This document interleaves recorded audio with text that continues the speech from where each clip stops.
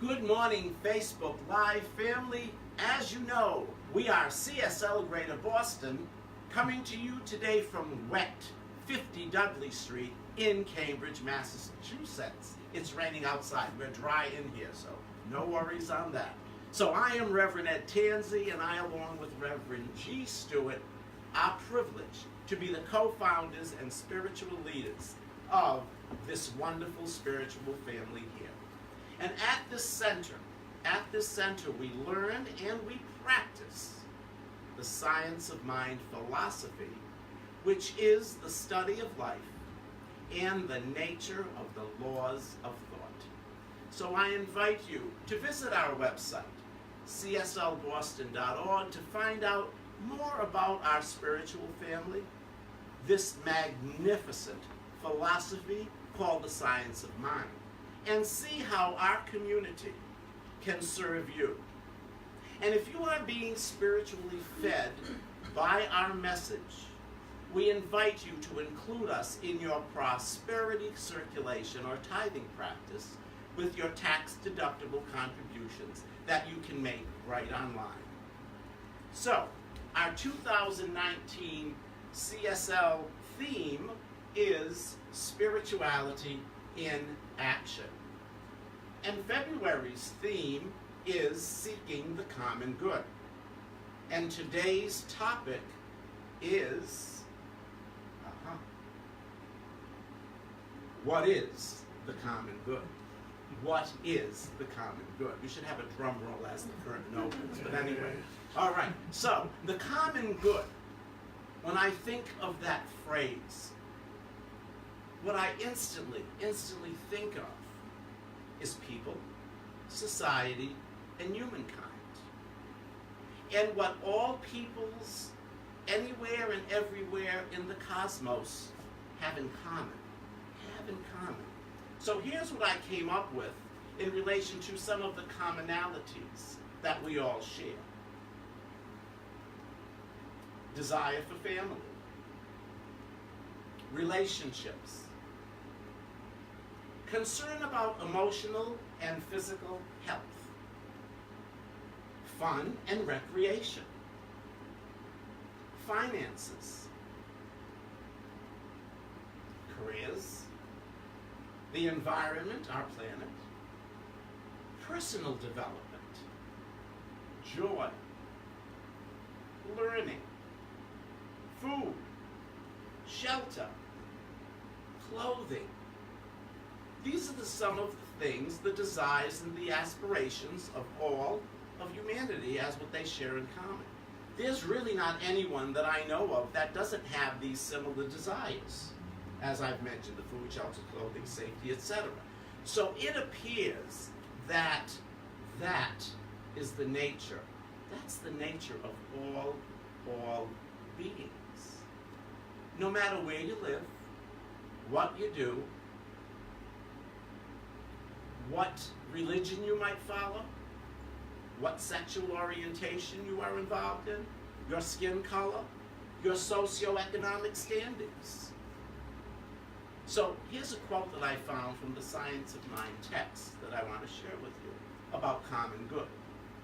Common good requires that individual citizens have the commitment and the motivation that they accept their obligation to promote the welfare of the community and work together with other members for the greater benefit of all.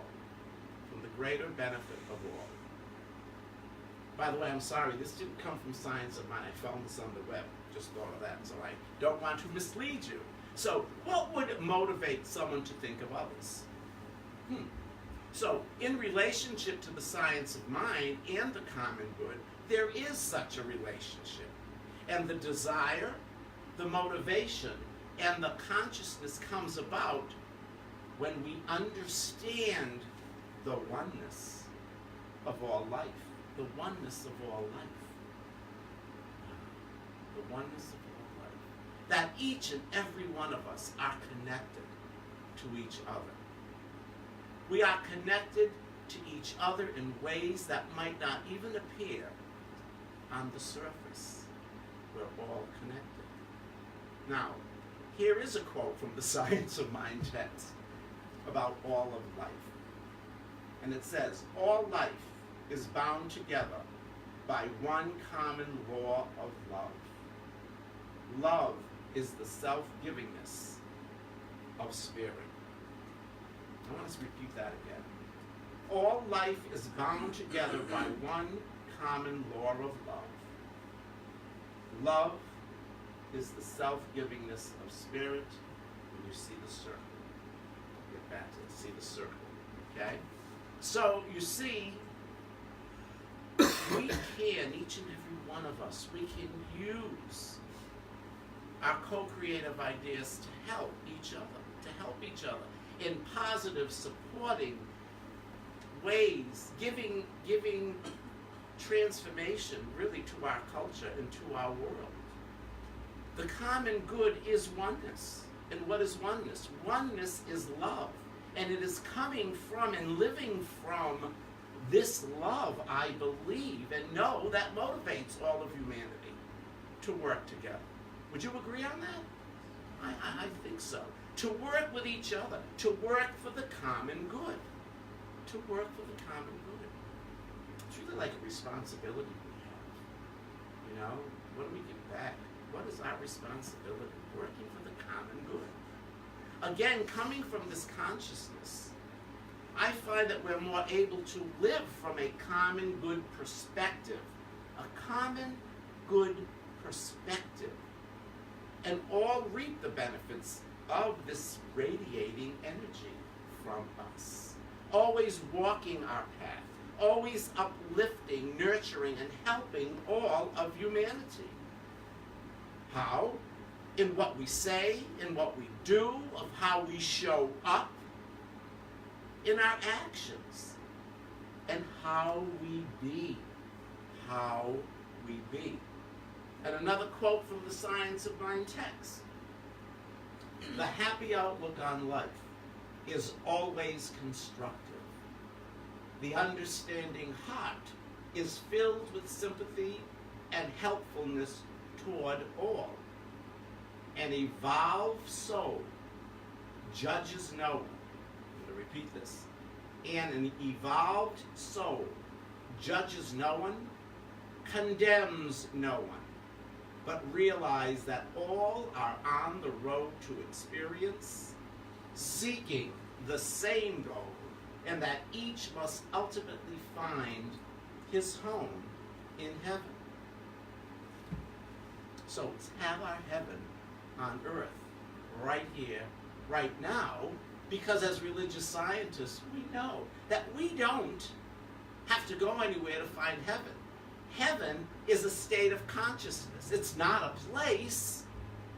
We have the power right now to live heaven right here on earth in this experience that we call life.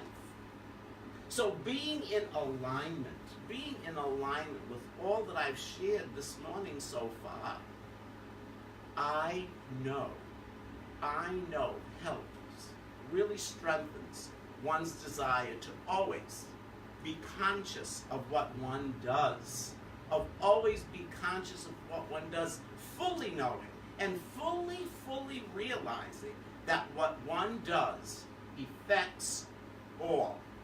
It affects humanity.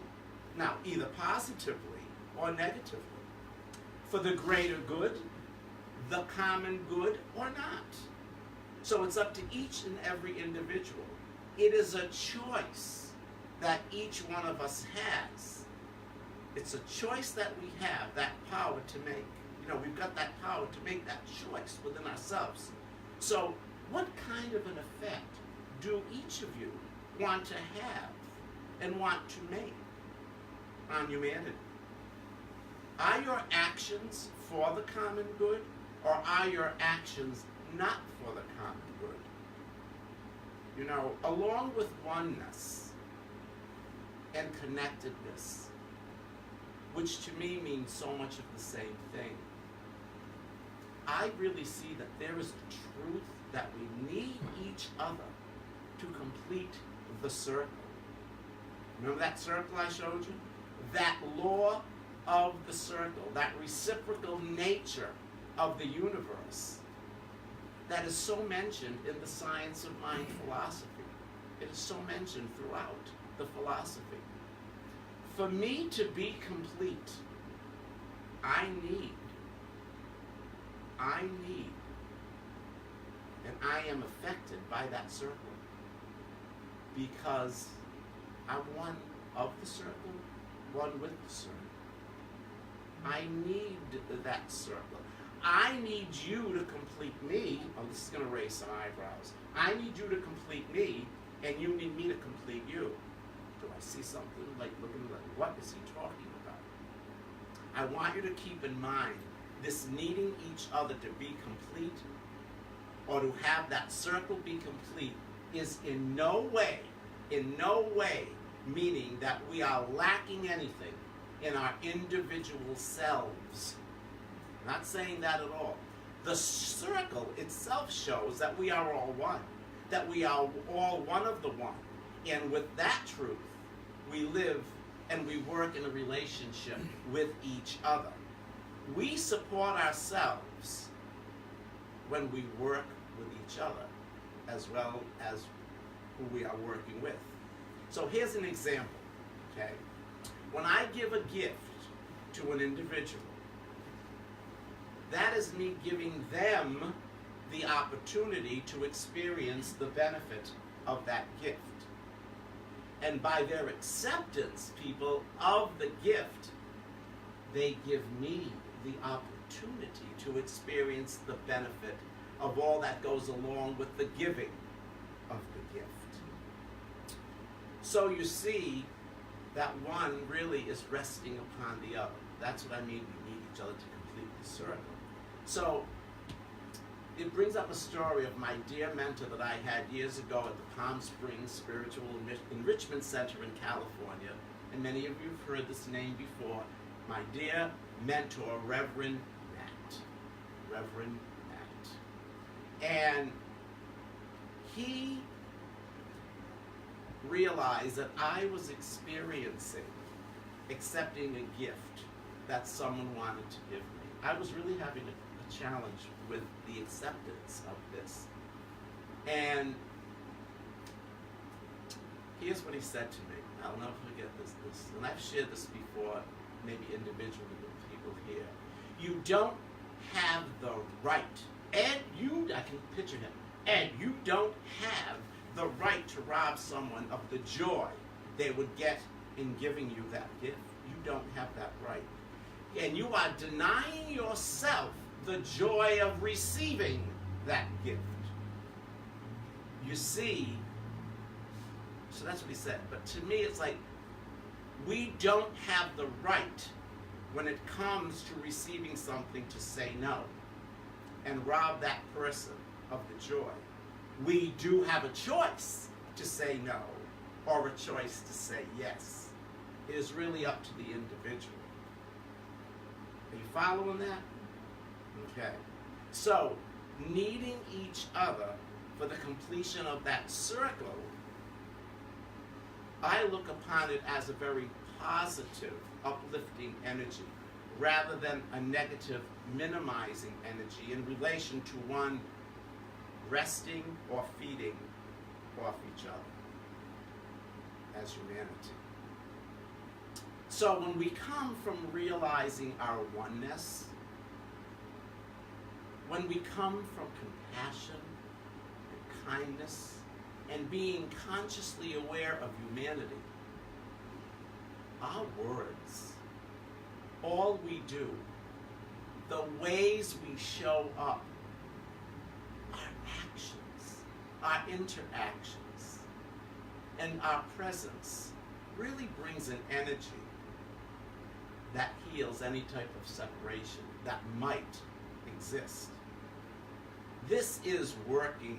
This is so, all of us working in and for the common good. Remember, our words are so, so powerful. Our words can really uplift, and our words can be agents for the common good. our words, the ones we use, the ones we share, hopefully, are going to be words of connection, of harmony. And these words reflect the truth that we are all one, that we all live in a connected web of life. There is an action, reaction, and emotion that comes along with that. And when we are open to it, to me, it's like a giant web of compassion, a giant web of love. And the energy that is derived from this, I equate it to like the thrust of the rocket that enables it to rise to higher and higher levels of existence. Yeah. And here's an example for me of a good barometer of how we seek the common good. I use this. Looking at what we do and what we say in relation to its effects on the common good of society. As I said, does it represent the common good of society, or rather than the interests of just a few? That's something to think about. So in relation to our environment, let's go there for a moment, there are some things that people do that are not for the good of the planet, not good for Mother Earth, not taking care of this precious, precious planet that really we are guests on, either for their own personal gains or for the gains of just a few. Some policies are created or destroyed by our politicians today, by our government officials with little respect, with little respect to protecting Mother Earth. And when I see this happen, a sadness comes over me. And at times I feel angered. I have to be open with you. I feel angered because these types of decisions, having absolutely no concern for the common good, are usually very destructive and very harmful, and certainly are not for the common good at all. And you know, when things are not for the common good of society, I really believe that we know deep down. And when this occurs, it's so damaging. And again, in relation to our environment, all of these policies and programs that have been disconnected in our government, in reality, not thinking about the common good of society, it is selfish, it is self-serving. And I look so forward to the time this damaging behavior of the current administration stops and is replaced with all that is good for all. All of us, wherever you live, whatever your religion that you follow, whatever race, whatever color, whatever creed, whatever country you are a citizen of, whatever land you are on, we are all sharing the same planet. Everyone needs to up their consciousness in relation to taking care of Mother Earth and each other. So this is just one example of seeking the common good. It really is.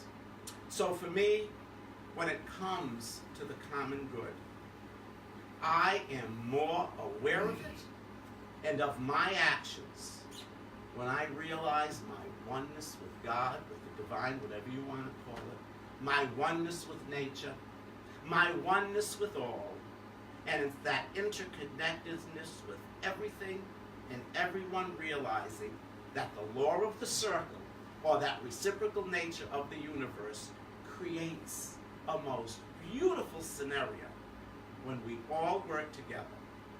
Be kind to each other. See through the eyes of love, having compassion for each other, compassion for our fellow beings, and think of the reciprocal nature of the universe, that law of the circle. All of this keeps me in check for all that I need to do and to promote the welfare of the community, of the world, as I work together with all for the greater benefit of all. I work for the common good. Thank you.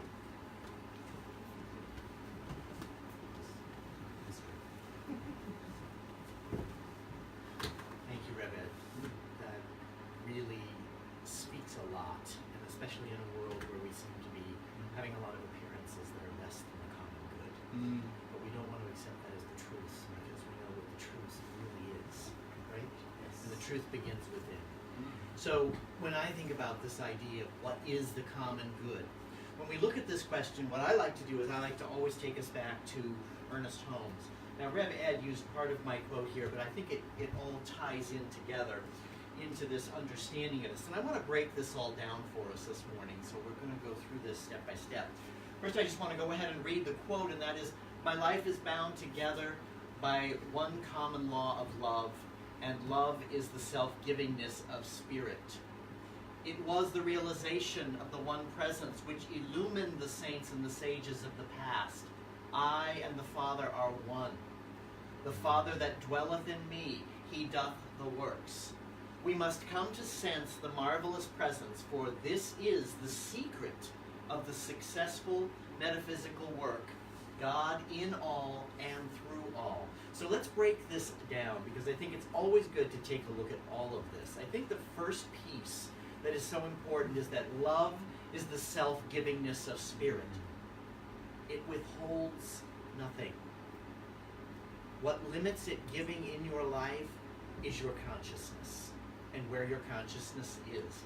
I have always found that to be true in my life, and I'm sure you've probably seen it in your own life, that where we are in consciousness is usually where we're seeing things that aren't working. But it is a law of love. So, if I want to experience the good in my life, I should be aligned with love. Should I not? With that love, that agape love, the divine love, the infinite love, the universal love that is so fulfilling. So that's the first step. So then what I want to share is, like, when he talks about it was the realization of the one presence which illumined the saints and sages of the past. Has any of us seen beautiful artwork of saints and sages of the past, and the illumined feeling you get from those artworks? You know, there's also pictures of homes in the snow and the cold and the light illuminating from the windows.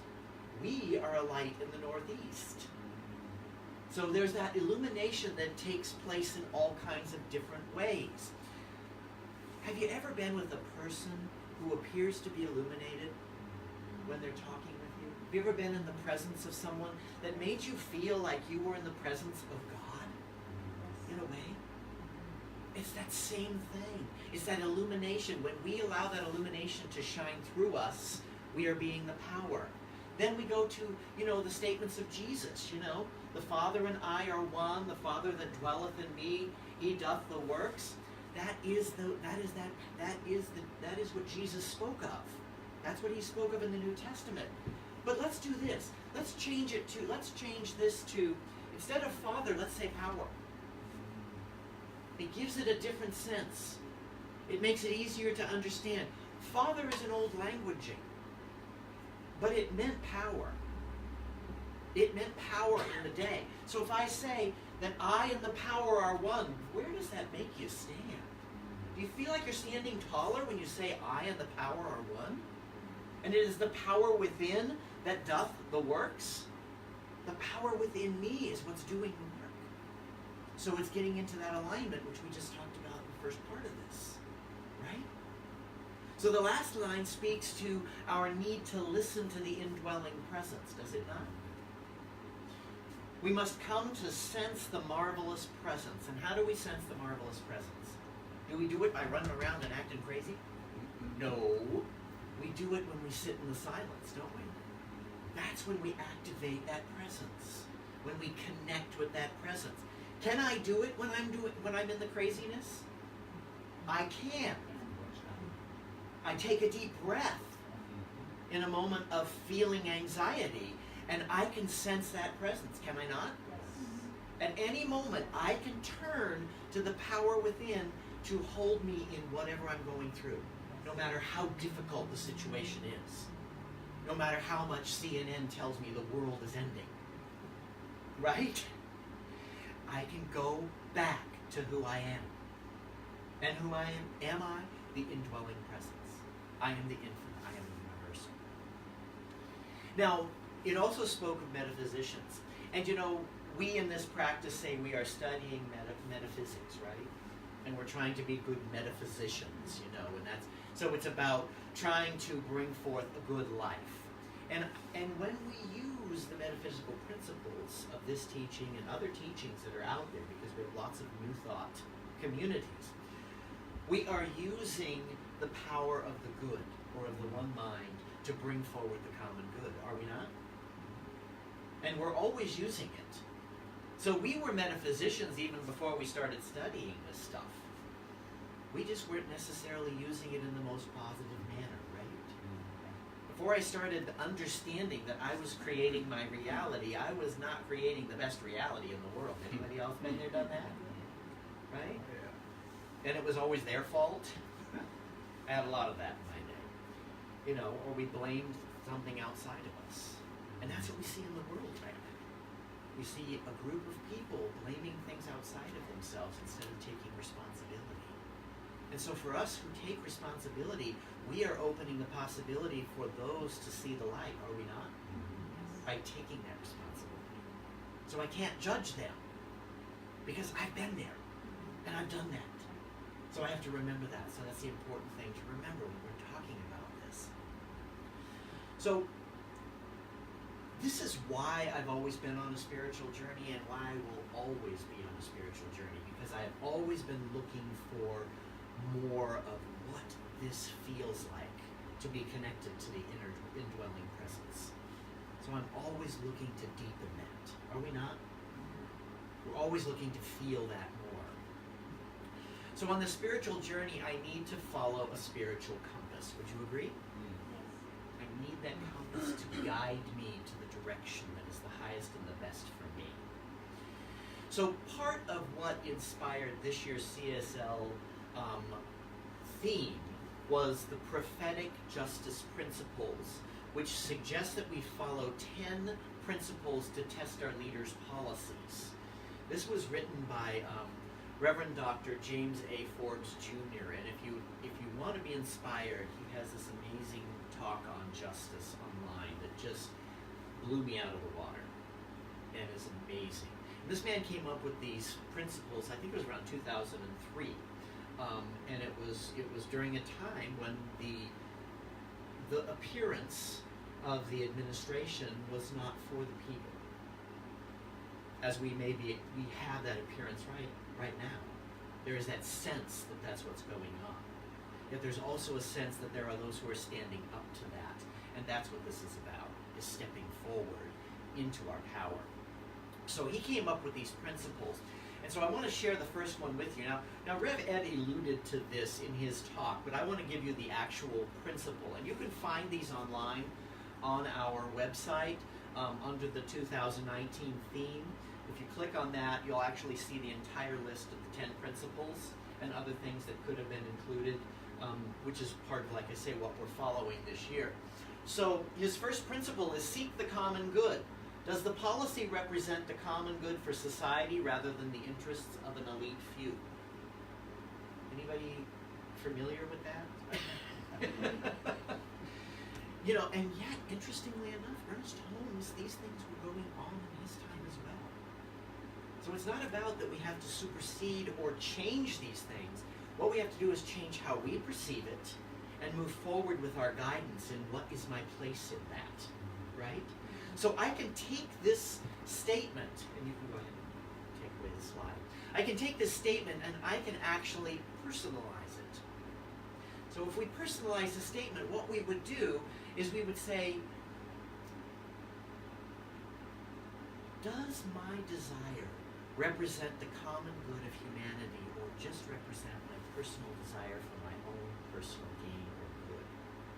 So when you are putting a desire out, when I'm looking to manifest something into my life, I can look at that as a question, can I not? Is this for the common good of all, or is this just something that I personally want to experience and will bring no good to everyone else? Because you know what? If it really is in alignment with love, it's going to be the common good, is it not? And are we not talking about justice? True justice.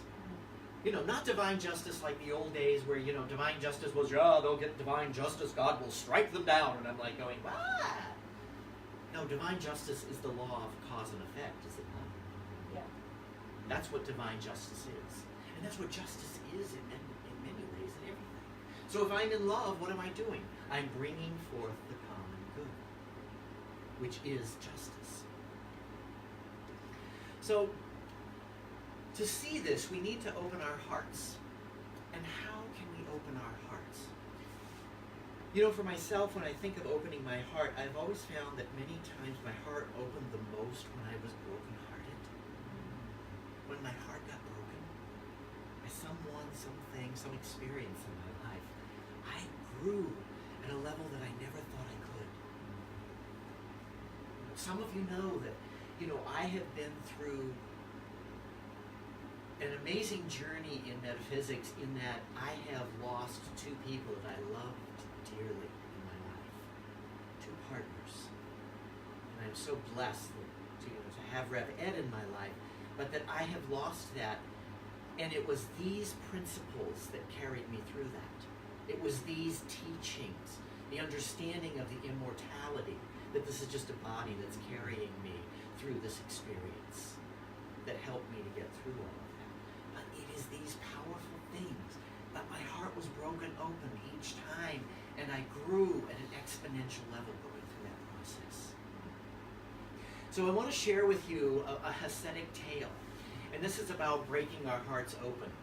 So a disciple asks the rabbi, why does the Torah tell us to place these words on our hearts? On our hearts. Why does it not tell us to place the holy word in our hearts? So the rabbi quietly looks at him and he says, it is because as we are, our hearts are closed. And we cannot place holy words in our hearts. Right? It's true. So we place them on top of our hearts, and there they stay until one day the heart breaks and the words fall in. Powerful. Our heart breaks and the words fall in. It's a powerful message. Gives me God. But it's so powerful. It's like, so how do I break my heart open to let these holy words fall in? That's what it's all about. So for me, it is practice, persistence, and our spiritual tools. Would you agree? Spiritual practices, spiritual tools, what we learn that carries us through this. So I want to tell you a story which I just loved. You know, and I'm kind of borrowing this a little bit from that reverend because I really love the story. So I want to share the story with you first. And this comes from the parable of the persistent widow. Okay? So this is Luke 14, verses 2 through 5. And I'm going to just read you the actual text. So in a certain town there was a judge who neither feared God nor cared what people thought. And there was a widow in that town who kept coming to him with the plea, grant me justice against my adversaries. For some time he refused. But finally he said to himself, even though I don't fear God or care what people think, yet, because this widow keeps bothering me, I will see to it that she gets justice so she won't eventually come back and attack me. Now, I think it's funny that the judge says you won't come back and attack me because it's kind of like she was already attacking him, right? She kept coming back. Give me justice! Give me justice! Please, right? So it's really about that. It's like, it's going back, but that is our persistence of spiritual practices, is it not? We're trying to break down the old patterns by claiming and declaring what we want justice for, right? And what we want justice against. So I want to take this parable and look at it this way. So the judge that we're talking about, who doesn't care about, doesn't much care about God, isn't fearing God, and doesn't care about what people think, isn't that the law? Isn't that how the law works? The law doesn't fear God, and the law doesn't care what people think. The law simply responds to whatever we're putting into it with our thoughts, our beliefs, and our feelings, right? So that's the important thing to realize. So we go back over and over and over again, asking for justice from our adversaries, right? But what are our adversaries? Our adversaries are our thoughts of fear, lack, limitation, separation, anything that is negating the good in our life. Would you agree? Yes. So we're asking for justice over those things. So it's a powerful message when you realize, when you think about that. And so why is it important that we remain persistent in our spiritual practices? To get on the, to get into that sense of the common good, of our good and the good of all, right?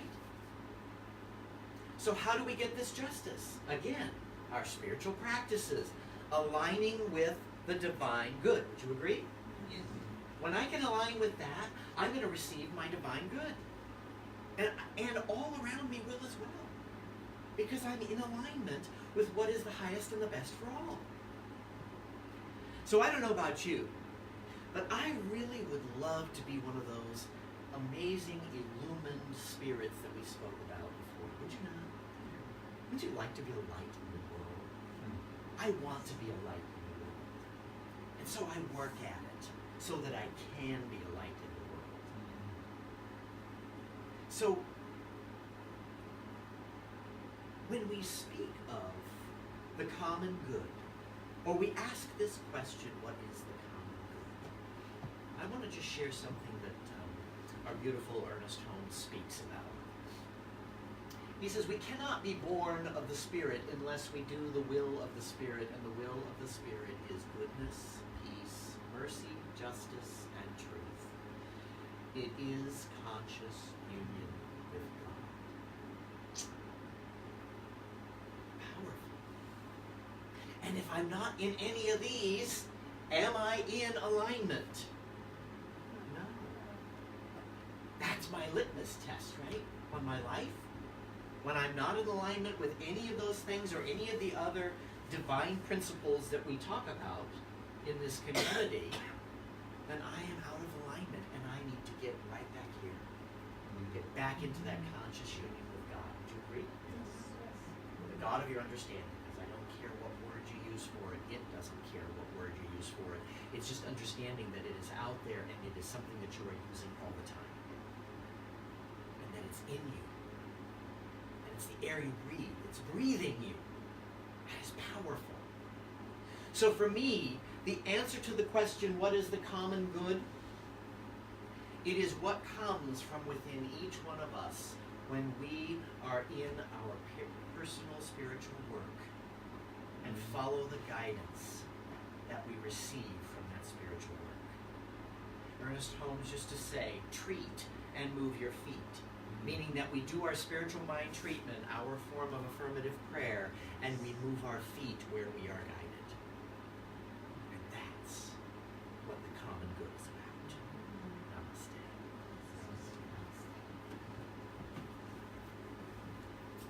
That was packed today. Okay, so again, oneness is knowing God, knowing the presence, that vibrational energy, that love, that beauty, all the good that is part of God and that is within each of us as a unique individualization of God. I know that's the truth of myself, and I know that's the truth of everyone here. And as I think about the truth of that common good that we are, as we use our thinking and our feelings and our emotions to create the alignment that gives us the common good, that has us be powerful, it reminds me of something I read last year in our practitioner book about a symphony. It's as if we are a symphony, each individual person being an instrument. And some of us are absolutely in perfect tune, and when we are in perfect tune, the symphony plays beautifully.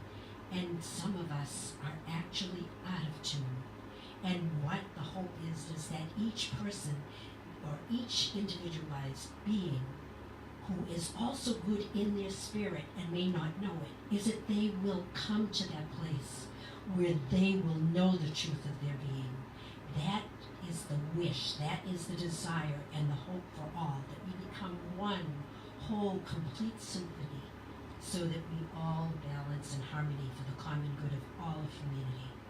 I am grateful for knowing that I, in my life, and each one here who is practicing this, will experience much of the common good, and I sincerely wish for that for everyone, and I'm grateful to know that this is possible. Each individualization of God can know this truth. And with that, I'd like to put it out to the law of mind, knowing and hoping that this happens immediately, especially for Donald Trump, immediately. And that in the end, all will be perfect, whole, and complete for all of us in every way. And I would like you to join me in saying, and so it is.